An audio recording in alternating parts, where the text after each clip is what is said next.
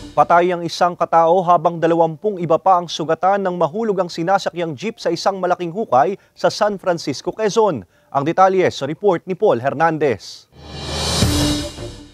Dumalo lang sa pasyam at pauwi na sana ang magkakaanak na lula ng jeep na ito nang biglang mahulog sa isang malaking hukay sa gilid ng kalsada sa barangay Butanggiad sa San Francisco, Quezon. Hapon itong Martes, 26 sasakay nito kabilang ang driver ang naiulat na nasugatan at nabalian sa insidente. Isang senior citizen namang sakay rin ito ang nasawi. Pero mga concussions na naman yung iba tapos siyempre mga nabalian doon. Sa loob, nadaganan din siguro itong 18 years old natin. Base sa investigasyon, binabagtas ng jeep ang pataas na bahagi ng kalsada nang mangyari ang insidente. Tuyo naman daw ang kalsada ng sandaling yon. Nawalan ng preno actually dun sa paahon.